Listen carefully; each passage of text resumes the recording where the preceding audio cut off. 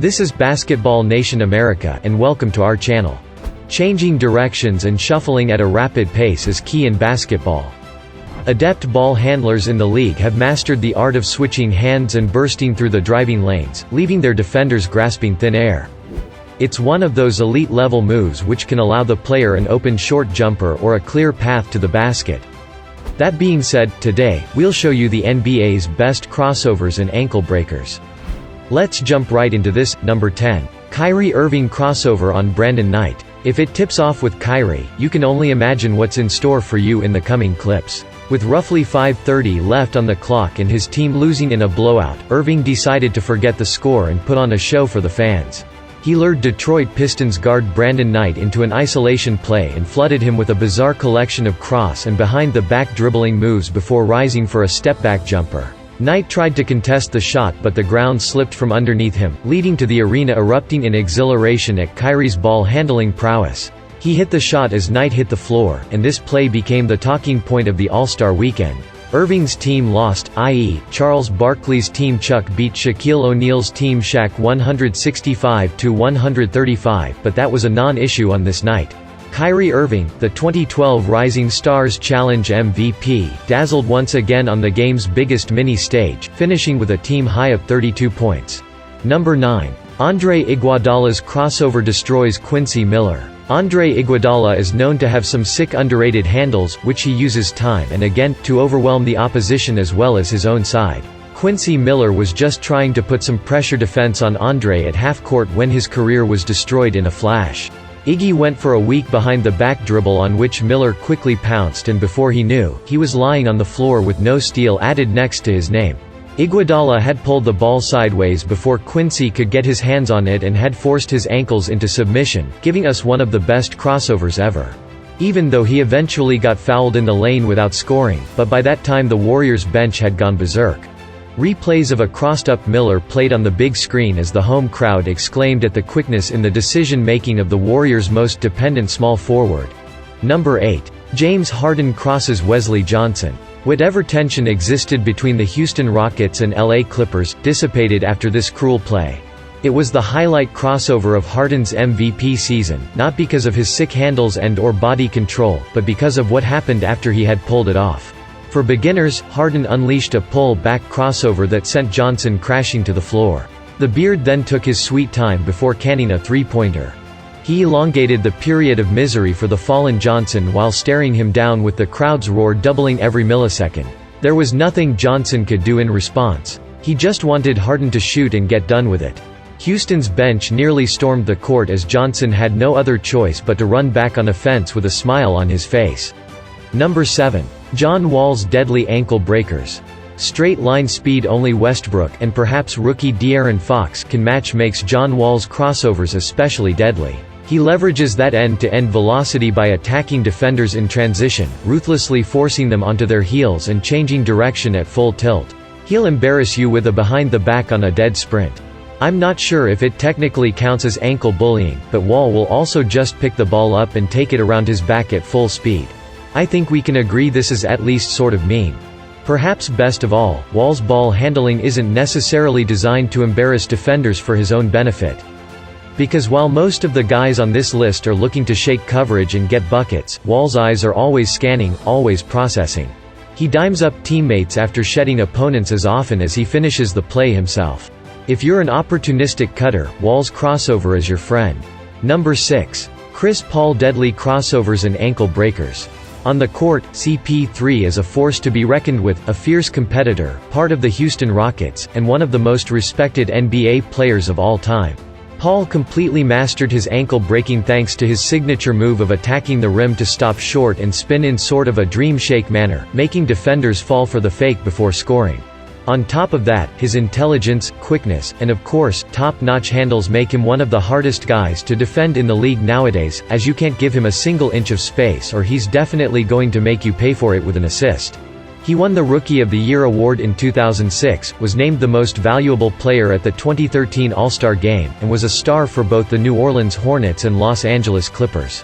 Number 5. Michael Jordan 1998 NBA Finals Game. The 1998 NBA Finals marked the first time since 1989 that the same two teams met in the finals in consecutive years. With the Jazz leading 86-85 with 18.9 seconds to play in Game 6 of the NBA Finals, Michael Jordan stole the ball from Karl Malone in the post. He dribbles down the court and uses a crossover dribble to lose Byron Russell to nail a 20-foot jumper for an 87-86 lead with 5.2 seconds to play. It was MJ's inhuman crossover that sent defender Russell rolling on skates and gave the GOAT enough space to break Utah's hearts for the second straight season. It was the last game Jordan played with the Chicago Bulls and gave his Bulls legacy a fitting ending. His Highness scored 45 points and hit the game-winning basket with 5.2 seconds left. What makes this play even special was the pressure on Jordan to make the right play with the clock running out with the title on the line. And His Highness delivered at the apt moment. In a repeat of the previous year's finals, the Bulls won the series 4-2 for their third consecutive NBA championship and their sixth in 8 seasons. Jordan won the Finals MVP for the third consecutive year and for the sixth time in his career. Number 4. Isaiah Thomas. Thomas's defense is questionable at best, and it wasn't until this year when he finally took his game to a whole new dimension as one of the clutchest scorers in the NBA, and most of it came due to his ability to create space between his defenders. And he does that precisely with his ankle-breaking skills, being one of the craftiest guys you'll see on an NBA court, making the most of his limited height to be the fastest guy on the court and improving his handles on a nightly basis. Though Thomas was an unselfish player, his personal achievements were impressive. In 13 years with Detroit, he became the franchise's all-time leader in points, assists, steals and games played. He made the All-Star team in all but his final year and was named NBA Finals MVP in 1990. Number 3.